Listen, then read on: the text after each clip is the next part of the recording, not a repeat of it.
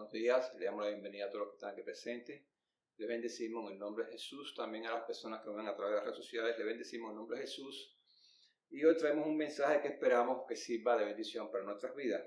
Vamos a orar para que sea nuestro Señor el que realmente guíe cada palabra que salga de mi boca. Sí, Padre amado, una vez más te damos gracias, Señor, porque tú eres nuestro Dios, porque tú eres bueno, Señor, y para siempre tu misericordia. Gracias por tu palabra, gracias por tu presencia en nuestras vidas, Señor.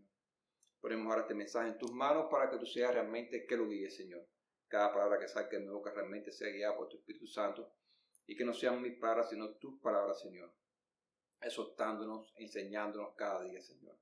Te lo pedimos, Padre, también que bendigas esta palabra allí a donde ha de ser enviada, Señor, para que haga su obra y no regrese vacía. Padre, en el nombre de Jesús. Amén. El mensaje que traigo hoy le he puesto por título ¿Cómo seguir a Cristo? Es una pregunta, ¿cómo seguir a Cristo? Porque hoy en día recibimos muchos mensajes acerca de seguir a Jesús, a seguir al Mesías, el verdadero Mesías del Dios vivo y verdadero, al Salvador y Redentor de la humanidad, de nuestras almas. Muchos mensajes de seguirle a Jesús. Ahora, pero la pregunta es, ¿cómo seguir a Jesús? Porque una cosa es que te digan que Jesús es nuestro Salvador, es nuestro Dios, que debemos de arrepentirnos de nuestros pecados, que debemos seguirle, y la otra es cómo seguirle. Es muy importante aprender cómo seguir a Jesús. Entonces, la pregunta que se deriva después de esta, que es la primera de cómo seguir a Cristo, es ¿qué tengo que hacer para seguirle? Tengo que aprender cómo seguir a Cristo, pues entonces, ¿qué tengo que hacer en mi vida? ¿Qué tengo que aprender para seguir a Cristo? Si nosotros vamos allí al Evangelio de Juan, capítulo 3, voy a leer solamente 2 versículos. Este pasaje es extremadamente conocido por todos aquellos que somos seguidores de Jesucristo, los que hemos leído la Biblia, y los que no lo han leído también, porque muchos conocen este pasaje porque incluso salió en series televisivas, en películas, etcétera, etcétera. Está nada más nada menos que el encuentro de Jesús con Nicodemo. Nicodemo era un maestro de la ley y se acerca a Jesús buscando respuestas. Jesús, una de las respuestas que le da está en el versículo 3, que le dice: de cierto te digo, que el que no naciere de nuevo no puede ver el reino de Dios. Esto es una premisa incondicional. Esto es una condición en el reino. Es completamente condicional. No es negociable. No es algo que es negociable. Si tú no naces de nuevo, tú no puedes ver el reino de Dios. El reino de Dios no se ve a través del conocimiento, ni se ve a través de la tradición. El reino de Dios se ve naciendo de nuevo. Tienes que venir a Jesús. Tienes que reconocerle como el Mesías de Dios. Te tienes que dejar de bobería, de que si estoy en un puesto importante, de que si soy una persona importante, de que si ocupo una posición importante producto de mi tradición, producto de toda mi vida, de mi entrega, etcétera, etcétera. Te tienes que dejar de esa bobería. Si no vienes a Cristo, olvidando quién tú eres, olvidando quiénes fueron tus antepasados, si tú no vienes a Cristo, te despojas de todo eso y te entregas a Él verdaderamente de corazón, te arrepientes de tus pecados, lo aceptas como Señor y Salvador de tu vida y tú te entregas a Él, tú no naces de nuevo. Y si no naces de nuevo, no puedes ver el reino de Dios. El reino de Dios está reservado para aquellas personas que han nacido de nuevo. Y nacer de nuevo es nacer en Jesucristo. Solamente los que han nacido en Jesucristo pueden ver el reino de los cielos. Eso lo enseña Jesús. Ahora, La segunda respuesta que le da Jesús a Nicodemo, porque Nicodemo está diciendo cómo nacer de nuevo. Jesús le dice, de cierto te digo, que el que no naciere de agua y del Espíritu no puede entrar en el reino de Dios. Escucha, que está hablando del nacimiento en agua y del nacimiento en Espíritu. Es importantísimo. Cuando Juan el Bautista venía bautizando, era un bautismo que se hacía para el perdón de los pecados. No el perdón de los pecados que trae Jesucristo, sino para que era como una purificación. Ese bautismo que era purificando, que conocían ellos, que no era el perdón, remisión de los pecados como lo remite Jesús, pero sí era como una purificación, como una preparación para el que ha de venir. Le decía, el hacha está preparada para cortar todo árbol que no esté realmente preparado, que no sea de verdad, va a ser cortado, echado en el fuego que arde eternamente. Venía diciendo que se arrepintieran, pero no era un bautismo para salvación. Hay una diferencia entre el bautismo de Juan y el de Jesús. El de Jesús es para salvación. ¿Por qué? Porque no nos estamos bautizando solamente en un arrepentimiento, nos estamos bautizando en el nombre de Jesús. Cuando Jesús murió en la cruz del Calvario, Él derramó su sangre, que nos limpia de todo pecado, nos redime, nos limpia de todo pecado, nos purifica. Y este bautismo de Jesús no solamente tiene una connotación en la tierra, sino también en los cielos.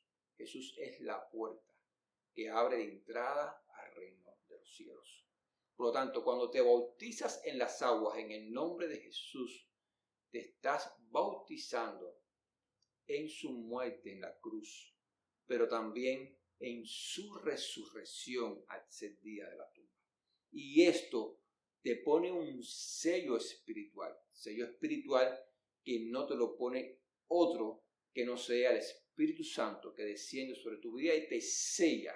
Es el Espíritu de la promesa, te sella con el Espíritu de la promesa, te sella para Jesús, te sella para el Padre, te sella para el día de la resurrección.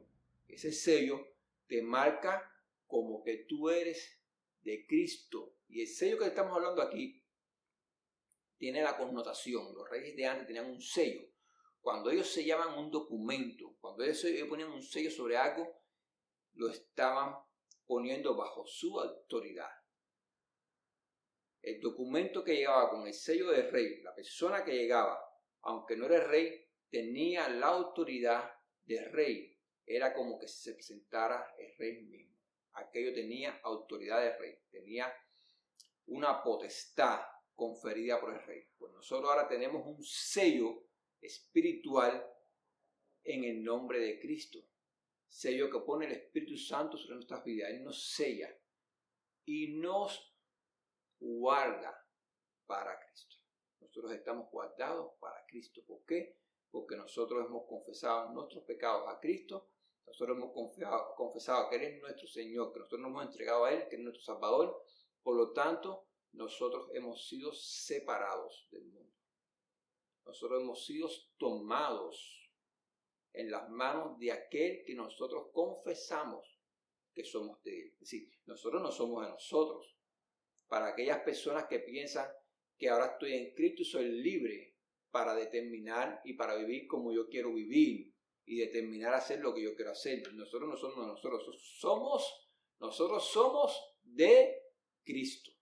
Si hemos nacido en Cristo, somos de Él. Entonces es importantísimo nacer de agua y del Espíritu, nacer de nuevo. Si no naces de agua y del Espíritu, no puedes ver el reino de Dios y no puedes entrar en el reino de Dios. No importa de qué nación tú eres, no importa de qué linaje tú vengas, no importa qué posición social tú tengas, si eres el hombre más poderoso del mundo, no importa quién tú eres. Como si eres el científico más maravilloso, de toda la humanidad, de todos los tiempos. No importa quién tú eres. No importa.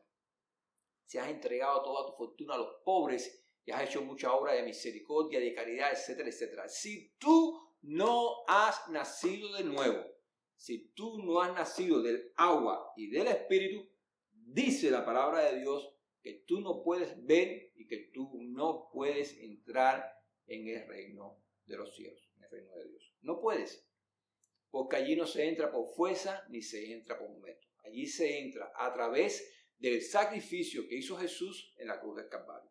Es importantísimo nacer de agua y Espíritu. Y esto es lo que le pasaba a Nicodemo. Él era un maestro de la ley, pero estaba confundido. Él buscaba respuestas en Jesús porque según lo que él había aprendido toda su vida, de la manera que había aprendido y vivido, según lo que él había aprendido, no entendía las enseñanzas de Jesucristo. No las entendía. Y es que la ley en sí, no puede encerrar la grandeza de la gracia. Sobre todo, la ley enseñada desde el punto de vista de los hombres. La ley no puede encerrar la grandeza de la gracia de Dios. No la puede encerrar. En la ley había elementos, por supuesto, donde está Dios, donde está la palabra de Dios, donde está la enseñanza de Dios, donde está la santidad de Dios. La ley expresa el carácter santo de Dios. Allí hay elementos y presencia de la misericordia, el amor y la gracia divina. Ahí hay, porque está presente Dios. Por supuesto que hay elementos presentes de esos atributos de Dios también. Pero elementos. Pero la manifestación misma de la gracia de Dios, y esto lo tienes que tener bien presente, la encontramos en Jesucristo, en el Verbo encarnado de Dios, Dios hecho carne, Dios con nosotros, Jesucristo nuestro Salvador y nuestro Redentor. Sobre Él y nadie más, solo Él y nadie más, solo en Jesús hallamos redención y vida eterna. En nadie más. Esto también elimina ese cuento que hay por ahí de que todas las religiones son buenas y de que todos vamos al cielo, que son muchos caminos, vamos al cielo y la religión cristiana es un camino más. Eso es, si te lo están enseñando así, es completamente tóxico y venenoso y es una gran mentira. Si la pones como algo valioso delante de Dios, es una gran blasfemia, es una gran abominación, es una gran basura. Ya, no hay otra palabra para describir eso. Lo puedes botar, no sirve. El único camino, la única entrada que hay para entrar al reino de los cielos y a la vida eterna se llama Jesús, el Hijo amado del Dios viviente. El Verbo hecho carne, Dios con nosotros, es la única entrada, es a través del cual podemos entrar al reino de los cielos y hallar vida eterna. Nadie más, solo Él. Ahora, una vez que ya nacemos del agua y del Espíritu, porque eso no lo es todo, es importantísimo, es un paso muy importante para aquellas personas que demeritan el bautismo, que dicen que el bautismo no es importante, que demeritan las enseñanzas de la Biblia. Cuando Jesús dijo, cuando se llega Juan el Bautista, Juan el Bautista le dice, tú vienes a que yo te bautice, yo debo ser bautizado por ti. Escucha, Juan el Bautista, que venía para preparar el camino delante del Señor, le está diciendo, yo debo ser bautizado por ti. ¿Y cuál es la respuesta de Jesús? Deja así, porque es necesario que así se cumpla toda justicia. Como una vez alguien me enseñó, si el paso más sencillo, que es muy importante, pero es muy sencillo de hacer, que es bautizarte en agua, no lo haces, ¿tú crees que tú vas a recibir alguna otra cosa más de Dios? Si Él te está pidiendo que te bautices en agua en el nombre de Jesús, que le confieses sus pecados, si eso, tu orgullo y tu intelecto y tu ego no te permite dar ese paso tan sencillo, ¿qué te impide hacerlo? Si eso no, solamente tú te impides hacer eso. Si eso te impide hacerlo, entonces tú crees que vas a recibir otras cosas de Dios que son mucho más grandes, muchas más profundas y muchas más comprometedoras. Jesús dijo, deja porque así es necesario que se cumpla toda justicia. Ese bautismo en el nombre de Jesús tipifica realmente que una persona muere a sí mismo y nace de nuevo en Cristo Jesús. Nace para una nueva vida. Eso es lo que tipifica ese bautismo. Que no lo veo simplemente como un símbolo, lo veo como un paso de fe. Porque el que no vea un bautismo como un paso de fe, pues entonces lo que está en un bautismo es como un chapuzón, que no se bautice, que vaya a una piscina, que vaya a la playa, que se tire en el agua, que nade, que goce con el agua y que disfrute de la vida. Porque si no vas a tener el bautismo como un paso de fe, como ese paso de fe que nos muestra Pedro en 3:21, que nos dice, el bautismo que corresponde ahora a esto, nos salva, no quitando las inmundicias de la carne, sino como la aspiración de una buena conciencia delante de Dios. Entonces ahí te está diciendo el apóstol Pedro que ese bautismo realmente lo que está mostrando es que hay un arrepentimiento, y es un arrepentimiento, es un cambio de conciencia, es un cambio de mente, que es lo más importante. Te arrepentiste de la vida que estabas llevando, reconociste que estás mal y que necesitas a Jesús como Salvador y que necesitas a Jesús como guía para cambiar tu vida, que lo necesitas en todo aspecto de tu vida. Y eso es muy importante. Ahora, si no ves el bautismo desde este punto de vista, pues es una pena, porque estás perdiendo la esencia verdadera del bautismo. La estás perdiendo. El bautismo no es un ritual, ni es un chapuzón. Se ve a través del lente de la fe. Si no lo ves así, pues entonces has perdido la esencia verdadera del bautismo que nos entregó Jesús. Ahora, una vez que nacemos del agua y del Espíritu, porque es importante que el Espíritu te selle con esa promesa del Espíritu, venga sobre ti y te selle, que tú seas de Jesús, que seas genuino de Jesús, que tú no lo estés haciendo para complacer en un hombre, que tú lo hiciste realmente de corazón, te arrepentiste y el Espíritu te sella. Aquí la Escritura dice que el Espíritu nos sella, es una promesa de Dios, nos sella para Él. Una vez que nace del agua y del Espíritu, comienza un proceso en nuestra vida. Porque esto no es mágico. Esto no significa que yo me metí en el agua y salí y ya. No tengo que cambiar nada en mi vida. Eso es mentira. Si alguien te ha enseñado eso, es una pura mentira. Tú te entregaste. Tú te arrepentiste. Tú quieres cambiar. Tú necesitas de Él, de Jesús, para cambiar tu vida. Pero tú tienes que dejar que te transforme.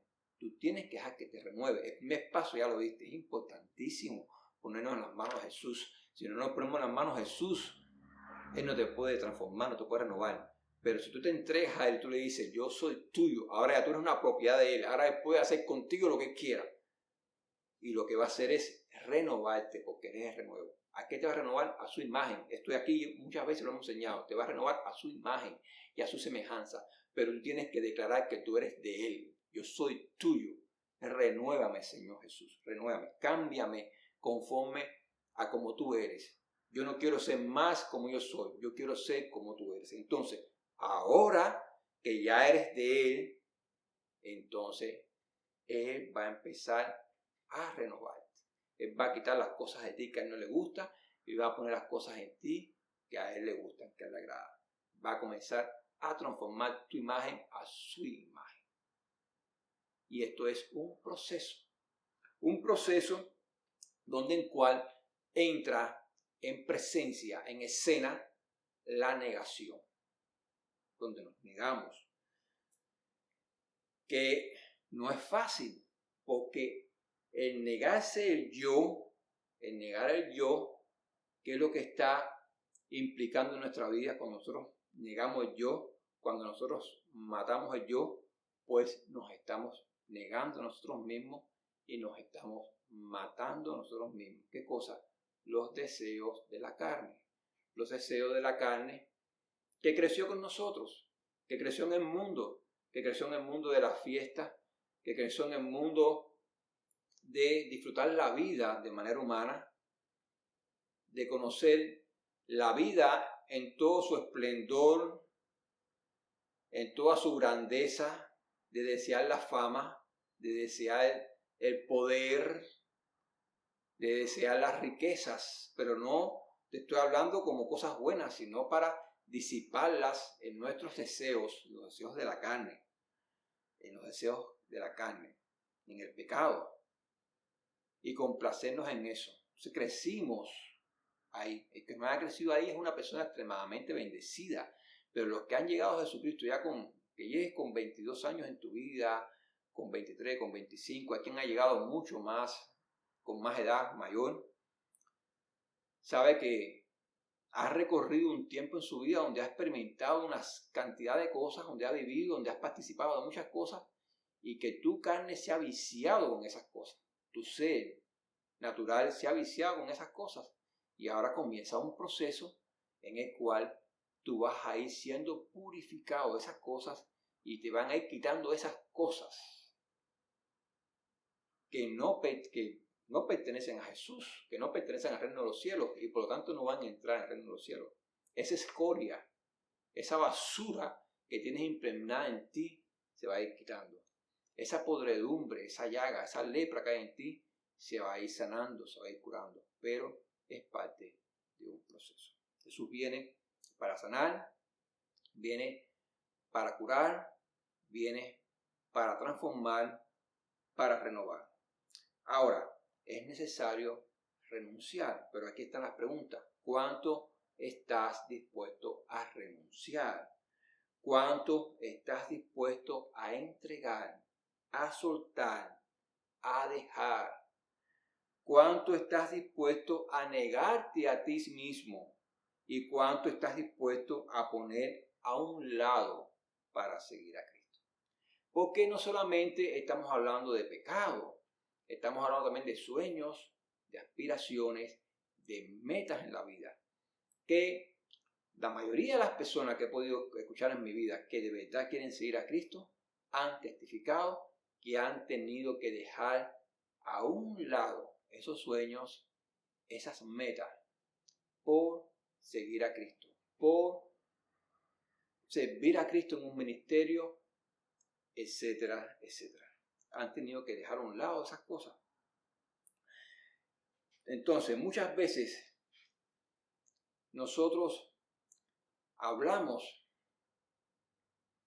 y ponemos a los apóstoles. He visto personas hablando más de los apóstoles, que si eran débiles, que si no fueron fieles, y sacando lo peor de los apóstoles.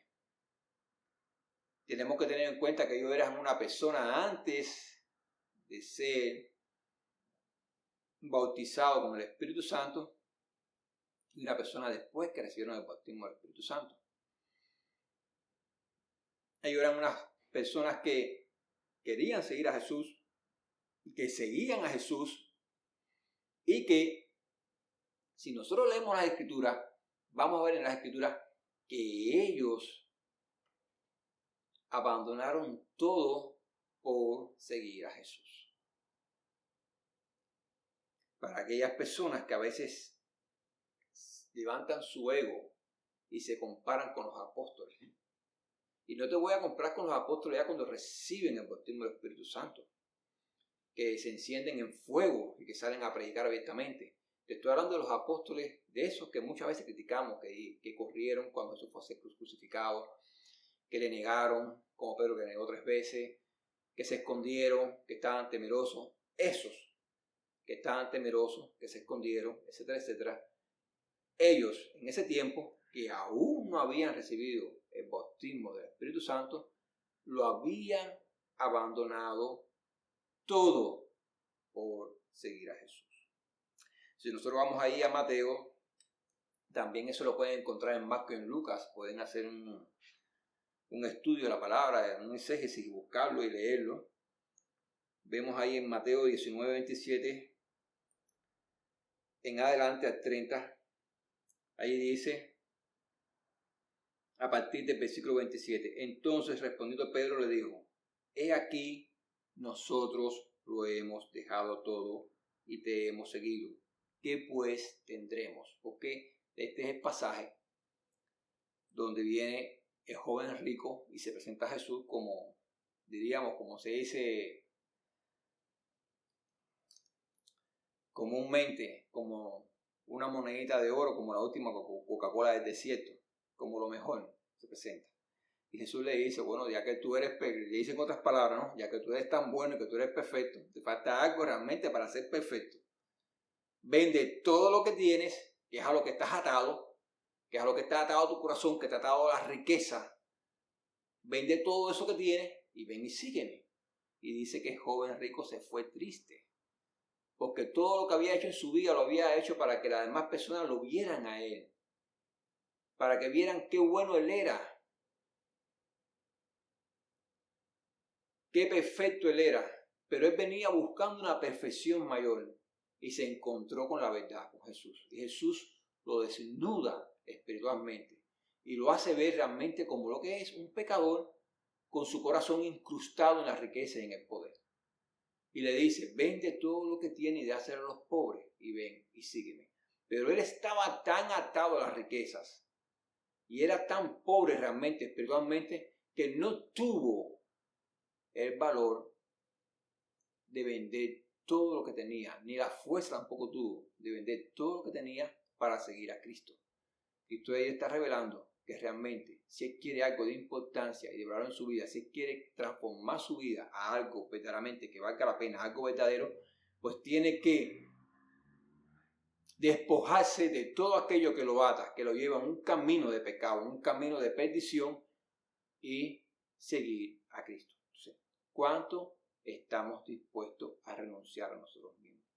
Esa es una pregunta muy importante, porque el joven rico no estuvo dispuesto a renunciar. Pero mira la respuesta de Pedro. Pedro le dice, he aquí nosotros lo hemos dejado todo y te hemos seguido. Cuando ahí se refiere de todo, porque si tú vas a la pesca milagrosa, cuando ellos estaban en una situación, estuvieron la noche entera unos pescadores de experiencia como eran ellos, la noche entera tratando de pescar, no pudieron hacer nada, y al otro día, en la mañana, de día, Jesús le da una orden, echa las redes hacia el otro lado, y cuando ellos echan las redes, pues dice que recogieron tantos peces que no cabían en la barca, y que la barca se hundía, que tuvieron que venir otros, porque las redes se rompían para ayudarles a meter los peces en la barca. Y después de esa pesca milagrosa,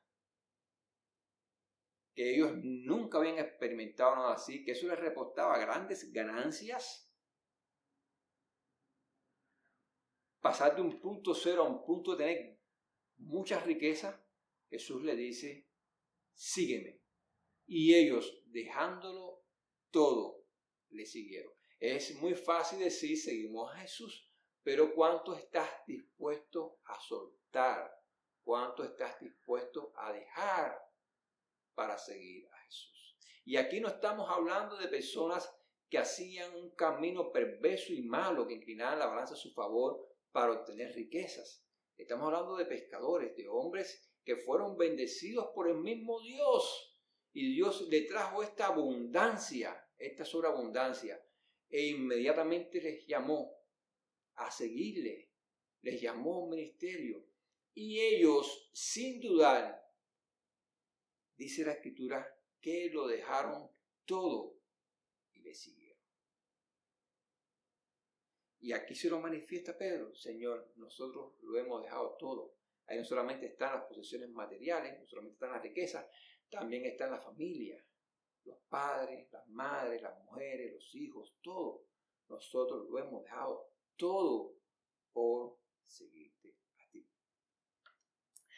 Y Jesús le dijo, escucha, de cierto os digo que en la regeneración, cuando el Hijo del Hombre se siente en el trono de su gloria, vosotros que me habéis seguido también os sentaréis sobre 12 tronos para juzgar a las 12 tribus de Israel. Eso se lo está diciendo los apóstoles.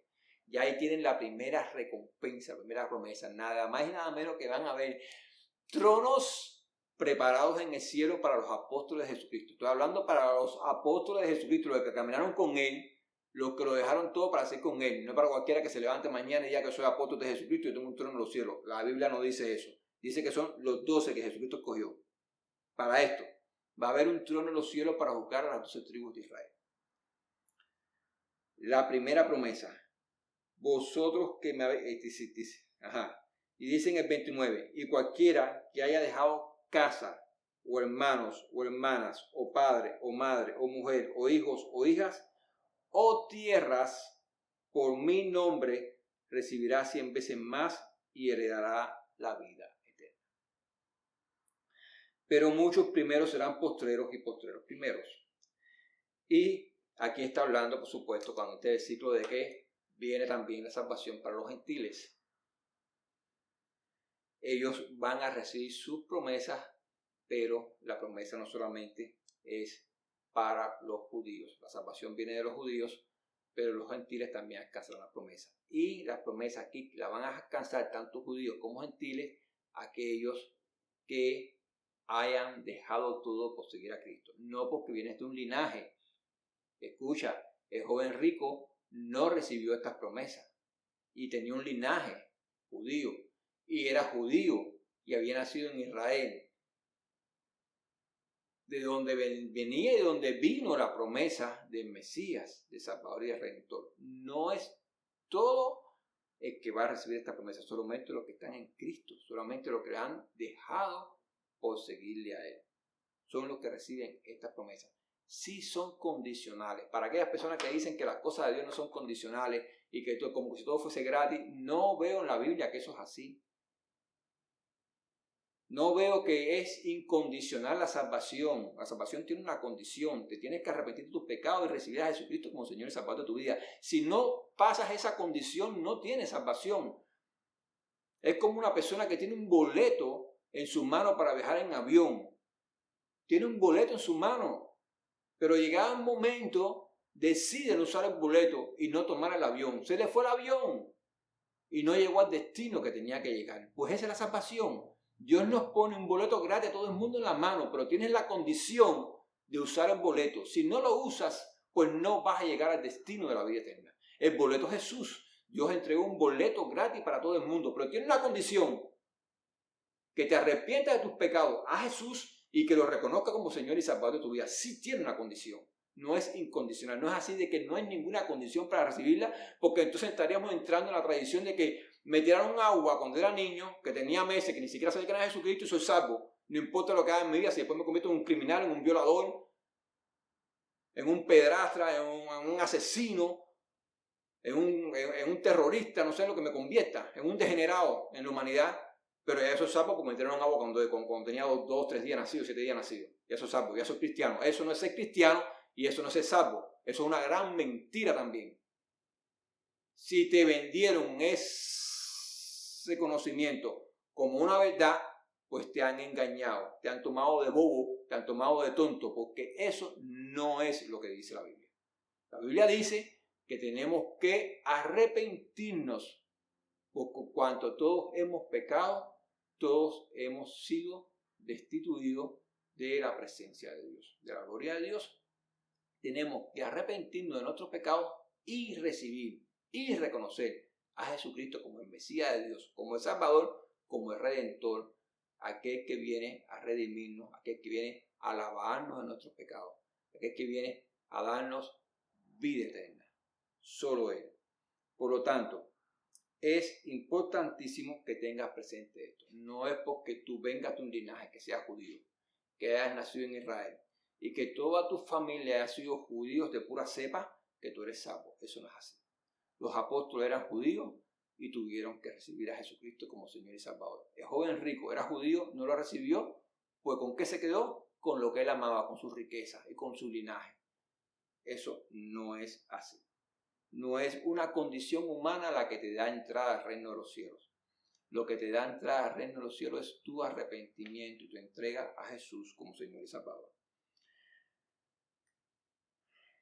Entonces, esto que acabamos de mencionar es algo grande e importante delante de Dios. ¿Por qué? Porque estamos llamados como discípulos, como seguidores de Jesús a partir de este mundo, para una patria celestial, donde vamos a recibir todas las promesas que Dios nos ha dado a través de su Hijo, Jesús el Cristo. Ahora, no solamente nos da promesa, también nos da ejemplo, porque estamos diciendo cómo seguir a Cristo. El ejemplo más grande lo tenemos en Cristo. Escucha, si nosotros vamos a Filipenses, capítulo 2, versículos del 5 al 8, ahí dice: haya pues en vosotros este sentir que hubo también en Cristo Jesús, el cual, siendo en forma de Dios, no estimó el ser igual a Dios como cosa que aferrarse, sino que se despojó a sí mismo, tomando forma de siervo hecho semejante a los hombres, y estando en la condición de hombre, se humilló a sí mismo, haciéndose obediente hasta la muerte y muerte de cruz. Jesucristo lo entregó todo por amor. Escucha bien, por amor. Él no tuvo eso de que yo soy Dios, no tengo que nacer en forma humana. ¿Entiendes? Se pudo haber desentendido Dios de los hombres. Los hombres fueron los que pecaron en el jardín del Edén. Se pudo haber desentendido completamente. Pero vino y decidió despojarse y venir y nacer en forma humana. Esto es un acto de amor grandísimo. Está naciendo en semejanza de hombre, para en esa semejanza de hombre entonces humillarse a sí mismo y dejar que lo vituperen, y dejar que lo muelan a palo y a latigazo, y dejar que lo cuelguen en un madero, que lo crucifiquen, y derramar su sangre, para así con su entrega y con su muerte nosotros podamos vivir eternamente. ¿Quiénes? Aquellos que le recibamos como Señor y Salvador en nuestra vida. Aquellos que le confesemos nuestros pecados y que dejemos que su sangre nos limpie de todo pecado y que lo tengamos en nuestra vida como Señor y como Salvador. Eso es muy importante. No hay otra manera. Por lo tanto, el primero que nos enseña a despojarnos por amor a otros es Jesús. En él tenemos ejemplo. El ejemplo vivo es Él. No hay ejemplo mayor que Él. Él nos enseña con su ejemplo cómo caminar, cuál es el camino, qué es lo que hay que hacer. Un maestro. En los tiempos de Jesús, es importante, en los tiempos de Jesús, un alumno deseaba ser tan semejante, tan igual a su maestro, que él exploraba atentamente no solamente cómo el maestro enseñaba lo que enseñaba, sino cómo hablaba, los gestos que hacía, cómo enseñaba, cómo se paraba, cómo se sentaba. Todo, el alumno quería saber todo de su maestro. El alumno quería convertirse en una copia fidedigna de su maestro, todo. Si el maestro caminaba así, el alumno quería caminar así. Si el maestro cuando hablaba tenía este brazo así y movía este, pues el alumno se acostumbraba, porque está acostumbrado a mover las dos manos, pues se acostumbraba a poner un brazo abajo y mover solo un brazo cuando... Y hacía todo idéntico lo que su maestro hacía. Él quería ser una copia fidedigna, tanto en lo físico como en lo mental, como en lo espiritual. Hoy en día, sobre todo en Occidente, todavía en Oriente hay otra manera de pensar. En Occidente, ver la figura de un maestro como un relajo. Voy a obtener del maestro lo que me conviene, lo que no me conviene para allá, que el maestro simplemente es una persona que está enseñando ahí. Es una óptica, una visión completamente diferente en Occidente. Por eso cuando nosotros hablamos de que Jesús es nuestro maestro, nos cuesta trabajo a muchos poder alcanzar esa imagen de cuán importante era para los discípulos de Jesús, para los que rodeaban a Jesús de verdad, que querían cambiar su vida, aprender todo de Jesús, ser igual que Él.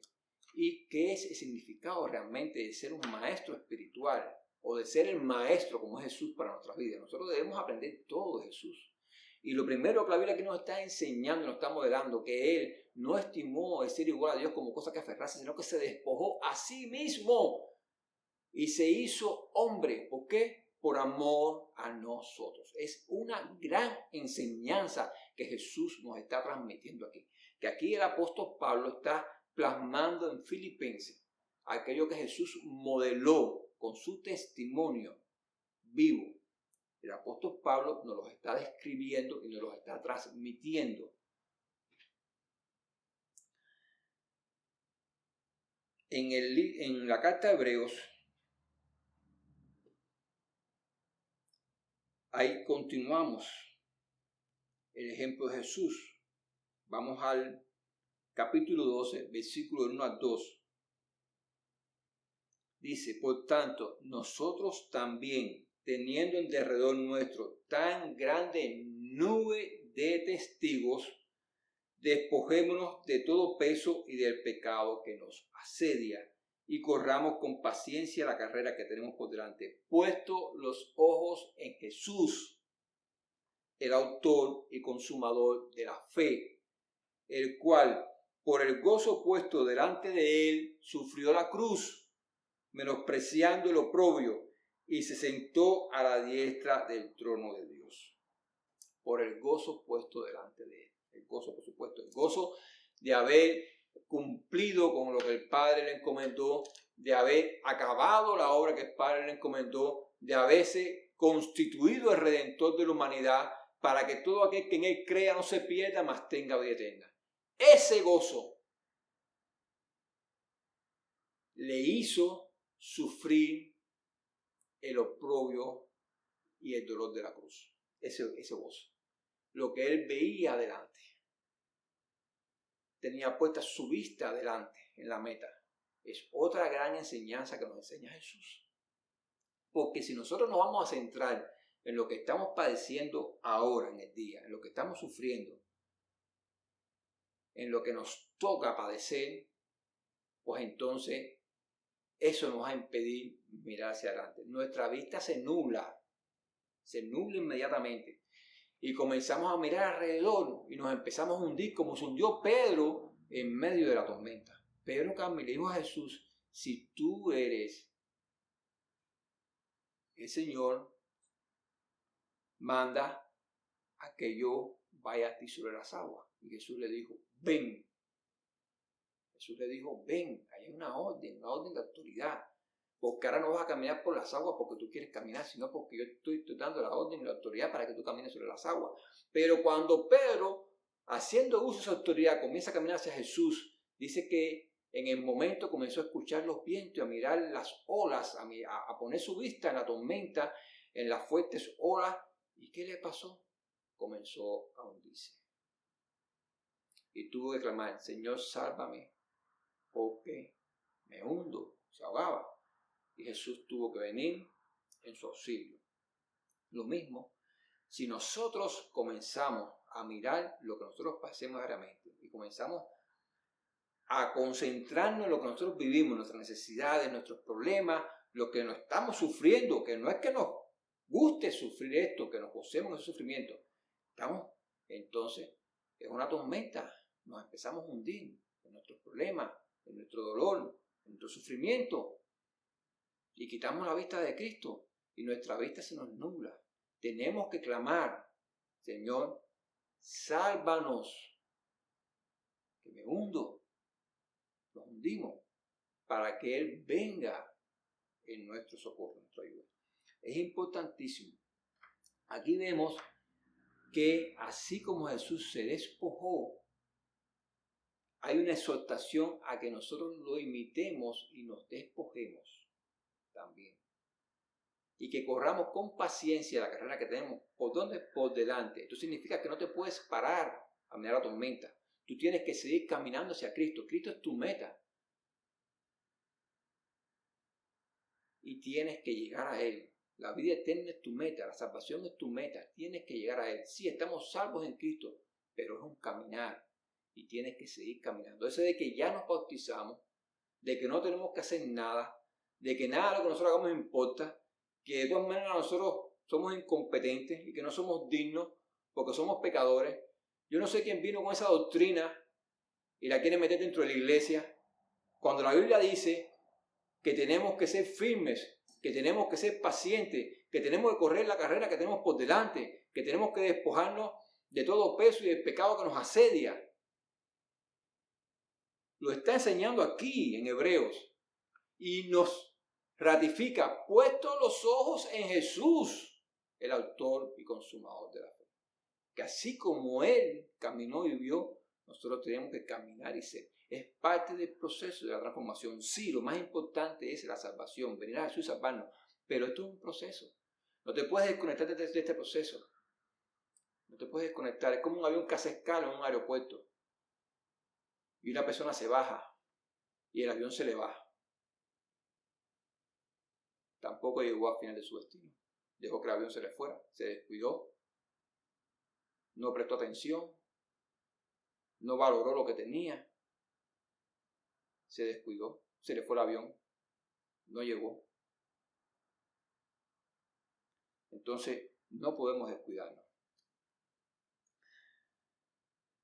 En Hechos 2, 43, 47, porque nosotros estamos llamados a renunciar a lo malo, ¿sabes? Cuando aquí nosotros hablamos de renuncia, hablamos del pecado, de la corrupción, de la maldad, sí tenemos que renunciar a esas cosas, pero no solamente estamos llamados a renunciar a lo malo, porque Jesús no renunció a lo malo, se despojó, él renunció de cosas buenas y lo hizo por amor.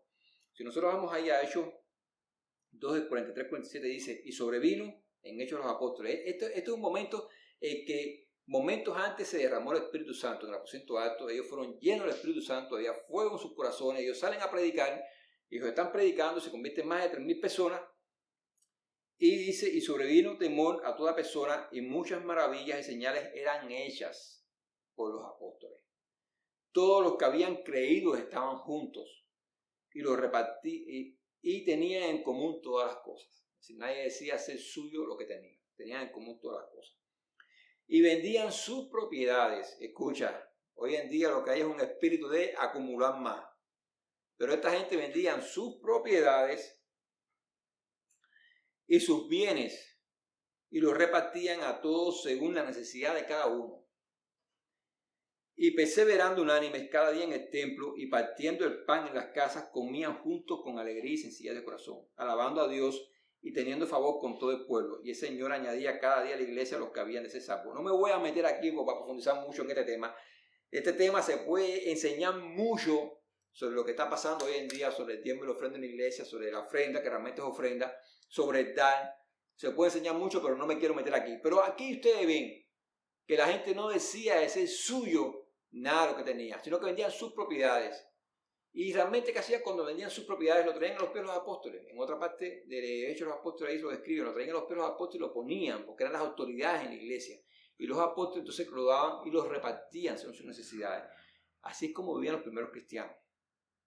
La iglesia que nace en Jerusalén, la iglesia que nace en Jerusalén, vivían así. Claro, ellos esperaban al Mesías ya inmediatamente. Ellos esperaban al Mesías en 2 o 3 días inmediatamente. Si a nosotros nos dicen hoy que dentro de una semana viene el Mesías, mira, muchachos, vendo todo. No digo si lo vendo. Vivimos en una coinonía, no tengo que ni que vivir bajo techo, en la calle vivo una coinonía ahí. Vivimos juntos, todos, compartimos. ¿Qué te decía? Vamos, lo vendo todo. No me interesa nada. Y después ellos vivían así, ellos pensaban que dentro de una semana, quizás dentro de 15 días, un mes, venía el Mesías, ya es el final ya. Porque él le dijo, de la misma manera que me han visto ascender a los cielos, subieron a los ángeles, de esa misma manera van a venir. Y dijeron, bueno, ya, murió en una cruz, resucitó, ascendió al cielo, glorificado para ser glorificado, ya, este es el fin, ya, viene, y viene por la iglesia, nosotros somos la iglesia, pero viene un proceso y predicar la palabra a todo el mundo. Pero aquí hay una gran enseñanza, y es de no ser egoísta. El ser egoísta está dado a acumular para sí y para no compartir con los demás. Y uno de los primeros espíritus que tenía la iglesia, que lo tiene que tener, es el de ser dadivoso. En Hebreos 10, de 32 a 34 dice, pero traed a la memoria los días pasados, en los cuales, después de haber sido iluminados, sostuviste gran combate de padecimientos. Por una parte, ciertamente, con vituperios y tribulaciones fuiste hechos espectáculos, y por otra, llegaste a ser compañero de los que estaban en una situación semejante. Porque de los presos también os compadecisteis, y el despojo de vuestros bienes sufristeis con gozo, sabiendo que tenéis en vosotros una mejor y perdurable herencia en los cielos. El despojo voluntario de los bienes personales es la manifestación de que el amor de Dios está en el corazón de aquel que dice ser un seguidor de Jesucristo. Si en tu corazón no está el ser dadivoso, pues en tu corazón no está la manifestación del amor de Dios. Discúlpame, tú puedes decir que tú amas a Dios mucho, pero si tú no amas a tu prójimo como a ti mismo, pues tú no tienes amor en tu corazón. Tú puedes decir que tú amas a Dios mucho, tú amas mucho a Dios y amas mucho a Jesucristo, pero si en tu corazón no está el espíritu dadivoso del mismo Jesús, de despojarse a sí mismo por amor a los demás, por beneficiar a otros, pues en ti no está el amor de Dios. Esa palabra de que en ti está el amor de Dios es una gran mentira. El amor de Dios se revela en una persona, se manifiesta cuando una persona tiene un espíritu dadivoso, de compartir, de dar. Y el mismo Jesús nos los enseña. Escucha, en Lucas 3:11.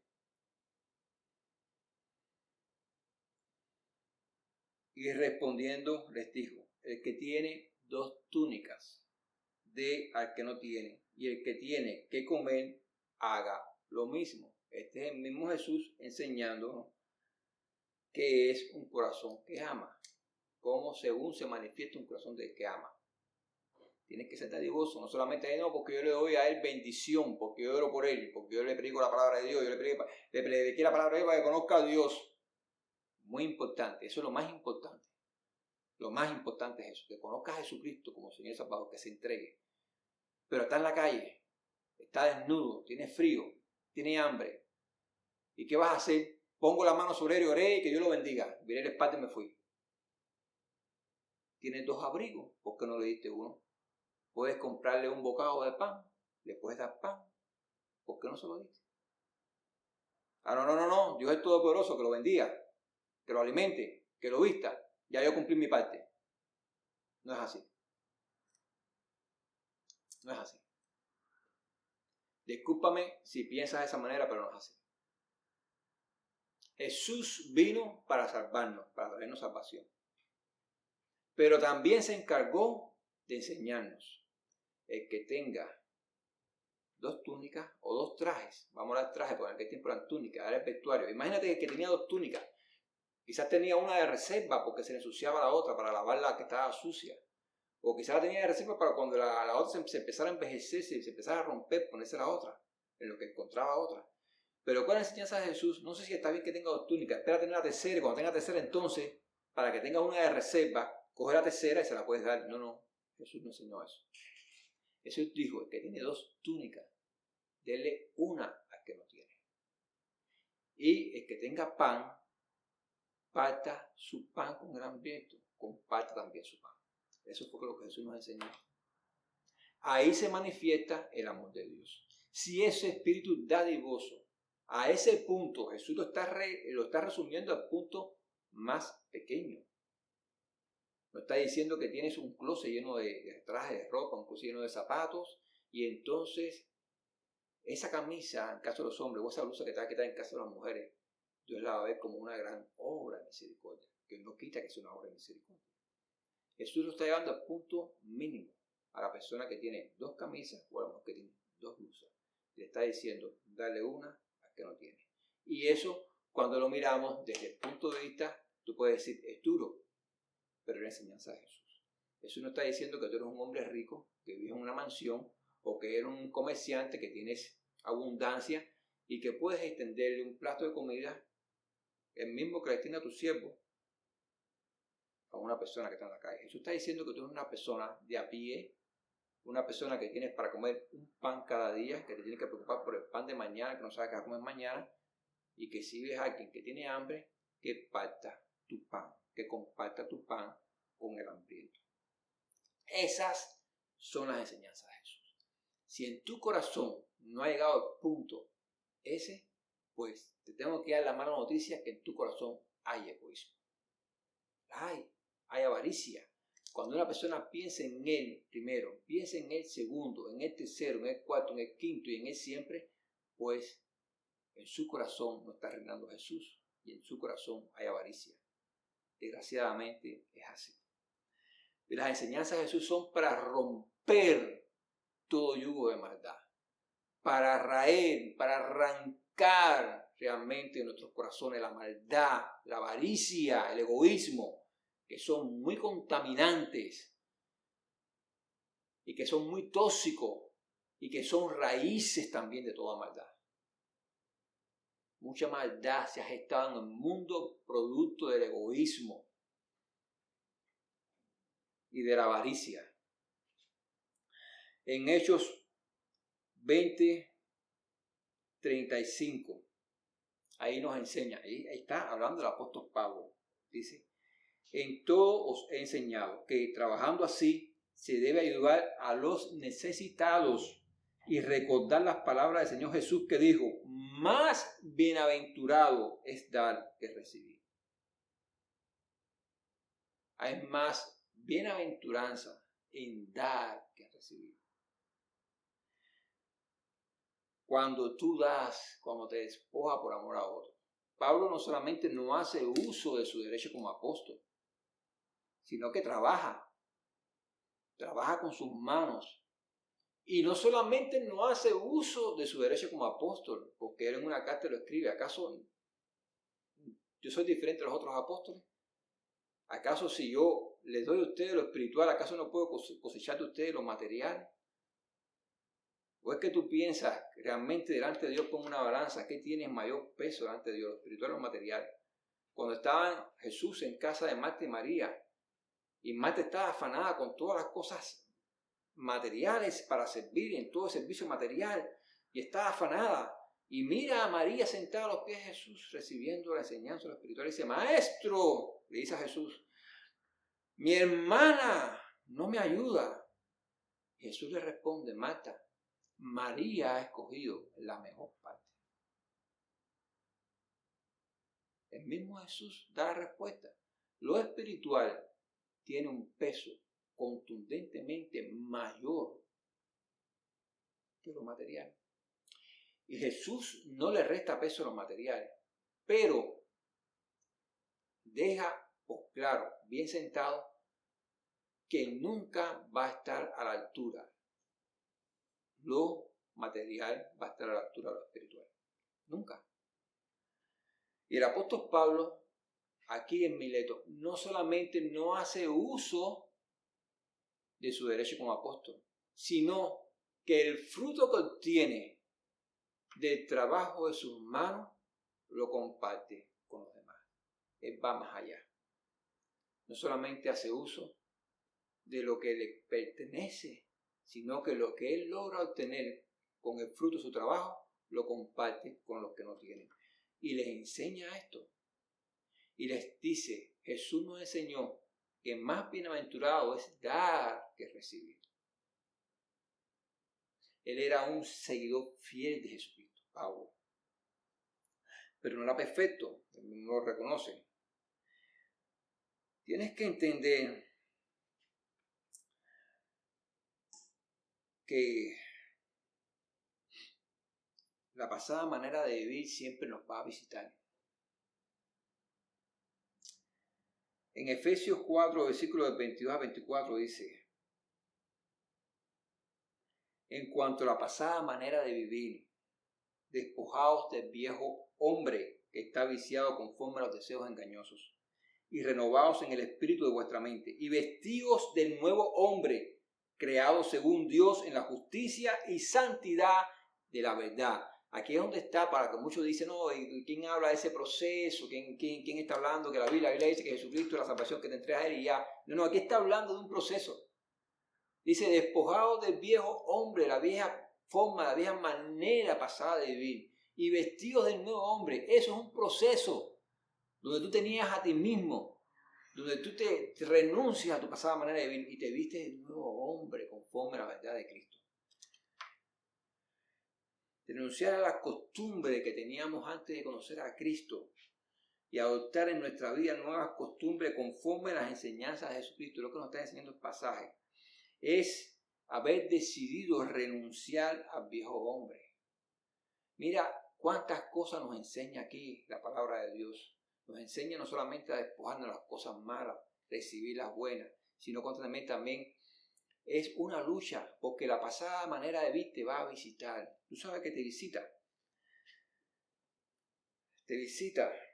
Ahí en Filipenses 3:13, el apóstol Pablo dice, en Filipenses 3:13 dice, hermanos, yo mismo no pretendo haberlo ya alcanzado, pero una cosa hago, olvidando ciertamente lo que queda atrás, extendiéndome a lo que está delante.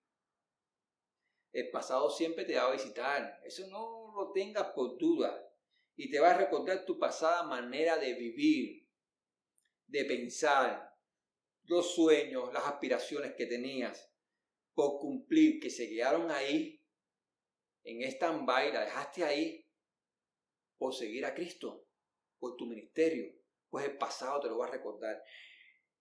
Y no es lo único que te va a recordar, sino también te va a recordar cuán bueno eras magnífico. Pero cuán bueno sigues siendo, porque todavía tienes esos dones naturales para lograr esos propósitos y alcanzar esas metas. ¿Entiendes? Lo podías alcanzar antes, pero puedes ir por ellos otra vez ahora, lo vas a alcanzar. Porque tenías esos dones, los sigues teniendo. Lo único que te despojaste, renunciaste a ellos por seguir a Cristo, por servir a Cristo. Pero no has dejado de tener esos dones y esos sueños están ahí. Están ahí y tú tienes que tener cuidado, porque si te descuidas, tú mismo activas hermosos sueños y regresas atrás a cosas que no eran malas, pero regresas atrás a tus sueños, a tus aspiraciones, las cosas que tú tenías, que querías antes de conocer a Jesús, antes de verte envuelto en un ministerio de Jesús, cosas que tuviste que abandonar, dejar a un lado por seguir a Cristo, por servir a Cristo, como los apóstoles, que lo dejaron todo por seguir a Jesús. Tenían sueños, los tenían aspiraciones humanas, las tenían, pero lo abandonaron todo por seguir a Jesús. Y ahí Pablo lo está diciendo.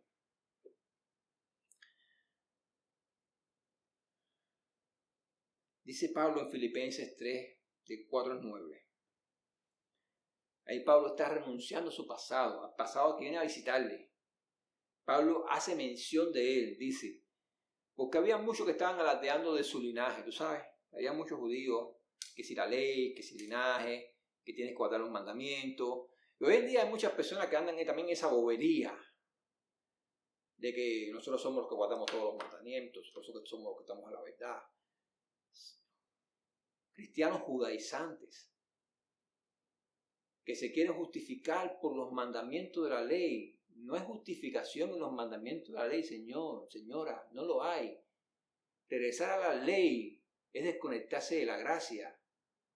Hello, ¿qué es lo que está pasando? Abre tus ojos, abre tu mente. La gracia se ha revelado y se ha revelado para nuestra salvación. Solo Jesús hay salvación. En la ley de Dios no hay salvación. No hay hombre que pueda cumplir la ley de Dios. La ley realmente lo que hace es que nos muestra delante de Dios cómo nosotros somos, cuánto pecado hay en nosotros. Y Jesús vino y puso la ley que se había dado en el Sinaí. Jesús la llevó a un lugar cimero más alto. Eso ya aquí lo hemos enseñado en otros mensajes. Cosa de que si era difícil cumplir la que se dio en el Sinaí, la que Jesús dio, la que Él elevó a un lugar más alto, en el Sermón del Monte, es imposible cumplirla. Necesitamos desesperadamente de la gracia de Dios. Desesperadamente. No hay otra alternativa. Si quieres ser salvo y si quieres estar en Jesús, necesitamos desesperadamente, día y noche, cada momento, cada segundo de nuestra vida, de la gracia de Dios, de la asistencia del Espíritu Santo. Lo necesitamos. Nadie es infalible a esto. Y el apóstol Pablo se ve visitado por esa actitud prepotente, ¿sabes? Ególatra de esas personas, de porque soy un linaje, porque si guardo la ley, que si estoy en una posición, que si soy judío. ¿Y qué es lo que les responde el apóstol Pablo? Escucha. aunque yo tengo también de qué confiar en la carne. Si alguno piensa que tiene de qué confiar en la carne, yo más. Escucha lo que está diciendo el apóstol Pablo. Circuncidado al 8º día, del linaje de Israel, de la tribu de Benjamín, hebreos de hebreos, en cuanto a la ley fariseo, en cuanto a celo perseguidor de la iglesia, en cuanto a la justicia que es en la ley irreprensible. Pero cuántas cosas eran para mi ganancia, las he estimado como pérdida por amor de Cristo. Y ciertamente, aún estimo todas las cosas como pérdida por la excelencia del conocimiento de Cristo Jesús, mi Señor, por amor del cual lo he perdido todo y lo tengo por basura para ganar a Cristo y ser hallado en Él, no teniendo mi propia justicia, que es por la ley, sino la que es por la fe de Cristo, la justicia que es de Dios por la fe. Escucha, aquí Pablo hizo el negocio de toda su vida, gran negocio. Todos debiéramos pensar igual, de despojarse de todo lo que te impide alcanzar a Cristo, caminar en Cristo, que es crecer en Cristo. Y hay un mensaje aquí que quizás pase inadvertido a muchos, que es importantísimo, que Pablo dice, para ser hallado en Él. Señores, hermanos y hermanas, los que me escuchan, si no eres hallado en Cristo, no estás en Cristo. Y si no estás en Cristo, de nada te vale ningún linaje, ningún reconocimiento, ninguna posición, ninguna riqueza, ningún poder en la vida. De nada te vale. Lo más importante para todo hombre o mujer, escucha bien, es poder ser hallado en Cristo. Porque solo los que son hallados en Cristo son los que están en Cristo y son los que van a tener redención y vida eterna. Sí, lo menciono a cada instante, redención y vida eterna, porque si no tienes eso, no tienes nada. No importa quién eres, no importa quién seas, puedes tener muchas cosas en esta vida, que si no tienes redención y vida eterna en Jesucristo, si no eres hallado en Jesucristo y no tienes redención y vida eterna, no tienes nada. Y esta vida es un soplo que pasa. En cualquier momento te toca partir. Y si partes de este mundo y no eres hallado en Cristo, pues te espera una eternidad de condenación y de muerte eterna. Eso es lo que te espera. Por eso es muy importante ser hallado en Jesucristo. Muy importante. Por eso este hombre de Dios puede decir, escucha lo que dice en Filipenses 1:21. Porque para mí el vivir es Cristo y el morir es ganancia. Este hombre, su negación diaria a lo que él era, a todo lo que él había obtenido, era diariamente morir a él. Pero su vivir era Cristo. Por eso él dice, el morir para mí es ganancia. Y es que las enseñanzas de Jesús están diseñadas para matar nuestro yo, para matar nuestro ego, porque justamente nuestro yo, nuestro ego nos desconecta de Jesús, nos desconecta. Nuestro yo, nuestro ego nos conecta a nuestra vida pasada, a nuestros deseos en la carne, a nuestras aspiraciones, a nuestro ego, a nuestra grandeza, a eso nos conecta. Y las enseñanzas de Jesús están diseñadas para desconectarnos de nuestro ego, de nuestro yo, para matar nuestro ego y para matar nuestro yo. Y el apóstol Pablo lo había aprendido muy bien. Por eso dice, para mí el vivir es Cristo y el morir es ganancia. Y no solamente está hablando de morir físico, sino de morir día a día a Él mismo. Y así ese debe ser una meta diaria de nosotros. Día a día morir a nosotros mismos y vivirse a Cristo y ser hallado en Cristo, y el ganar, la ganancia sea Cristo. En Gálatas 2:20, allí nos dice nuevamente, el apóstol Pablo enseña: con Cristo estoy juntamente crucificado. Wow. Eso lo deberíamos decir todo, pero que sea una realidad en nuestra vida. Con Cristo estoy juntamente crucificado, y ya no vivo yo, mas vive Cristo en mí. Y lo que ahora vivo en la carne, lo vivo en la fe del Hijo de Dios, el cual me amó y se entregó a sí mismo por mí. Hablando nuevamente de la actitud de despojarse de Jesús por nosotros, por amor a nosotros.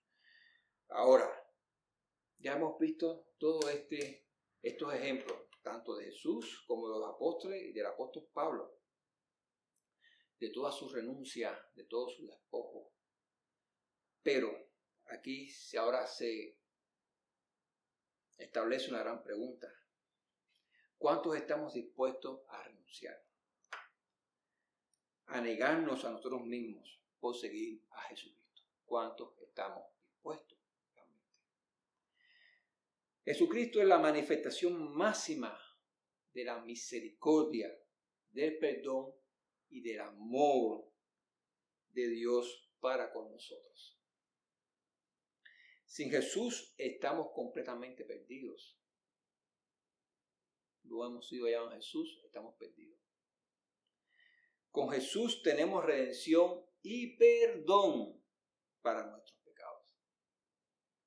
Con Jesús tenemos garantizada la promesa de vida eterna y la entrada a su reino celestial.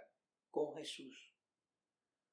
Una nueva vida, un nuevo reino, con Jesús y en Jesús.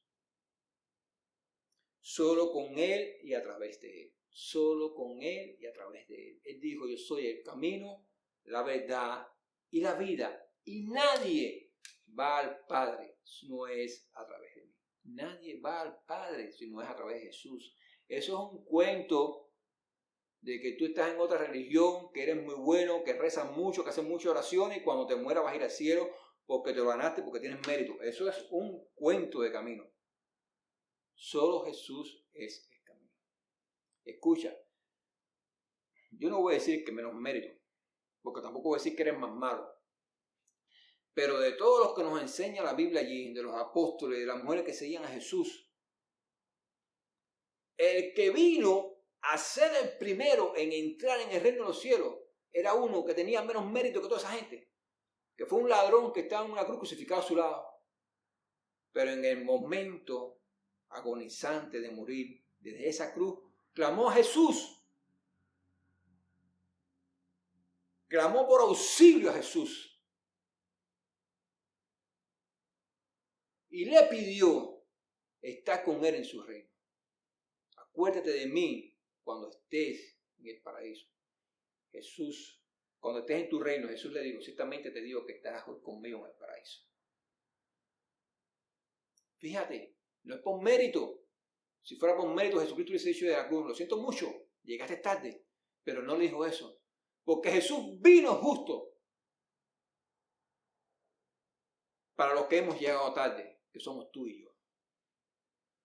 Para todo aquel que reconoce que ha llegado tarde, que no se envanece, que no se cree alguien como el otro ladrón de la cruz, como el otro que del otro lado, que no la reconoció. Ese perdió la oportunidad, ese no supo boleto, a ese se le fue el avión, ese no llegó a su destino, desgraciadamente. No es nada para reírnos, no es nada para hacer un chiste, no es gracioso. El mensaje del Evangelio no es gracioso. Sí, es un mensaje fuerte. Es un mensaje, escuché de una persona que a quien le dijo: porque la Biblia es un libro lleno de sangre. El mensaje de la Biblia es lleno de sangre. Y dijo: sí, porque es un mensaje lleno de muerte y de sangre, porque la muerte entró en la humanidad. Y si no es con sangre, no se redime, no se vence esa muerte.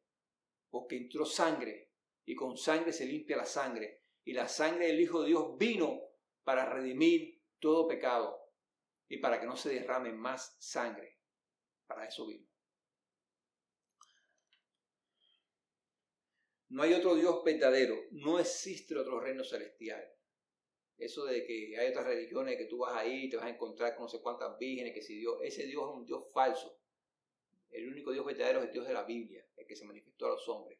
Todos los otros dioses que los hombres han inventado, que se me presentó un ángel y tengo un libro, pero el libro que me voy a guiar, eso es mentira. ¿Qué dice Pablo? Si aún un ángel de Dios viene y me predique un evangelio diferente que nosotros predicamos, sea anatema. Satanás se viste de ángel de luz para engañar. Lo único que tú tienes como referencia a la verdad es la verdad que ha sido revelada por Dios a los hombres. La Biblia, la palabra de Dios, es la única verdad. Olvídate de profetas fuera de la Biblia. Olvídate de seres celestiales fuera de la Biblia. Si no está acorde a la palabra de Dios, si no está completamente 100% acorde, fidedignamente acorde a la palabra de Dios, deséchalo. Que la Biblia misma lo tiene como una fábula profana. Y a todo el que lo enseñe lo tiene como anatema, como maldito. El único Dios verdadero es el Dios de la Biblia. No existe otro Dios, no existe otro reino celestial en ningún otro que no sea Jesús que se puede hallar vida eterna. Solo Jesús es el camino al Padre. Ahora, ¿cuánto estamos dispuestos a renunciar? ¿Cuánto estamos dispuestos a soltar? ¿Cuánto estamos dispuestos a negarnos a nosotros mismos? ¿Cuánto estamos dispuestos a despojarnos por seguir a Jesús, por seguir a Jesucristo? El camino de Jesús es un camino lleno de renuncia, es un camino lleno de despojo. ¿Por qué? Porque es un camino lleno de amor al prójimo, de amor al otro. ¿Cuánto estamos dispuestos a soltar y a negarnos a nosotros mismos por seguir a Cristo? Desde este lugar te deseo que Dios te bendiga, que bendiga tu vida. Si aún no has encontrado a Cristo en tu vida, si aún no lo has recibido como Señor y Salvador, si aún no has sido hallado en Jesús, este es el momento. No es casualidad que estés escuchando este mensaje. Este es el momento preciso que tienes la oportunidad para arrepentirte de tus pecados, de la manera que has estado viviendo, que has estado haciendo las cosas, y para recibir a Jesús como Señor y Salvador. Si has estado caminando de manera incorrecta, pues este es el momento preciso, ideal, para pedirle perdón a Dios y para comenzar a caminar de manera correcta de la mano de Cristo y del Espíritu Santo. Te deseo que Dios te bendiga, que bendiga tu vida, que bendiga la vida de tus hijos, de tus seres amados, que tú puedas ser hallado en Cristo y que tus seres amados también puedan ser hallados en Cristo. Que Dios los bendiga, que bendiga el propósito y los sueños de Cristo en su vida, en el nombre de Jesús. Amén.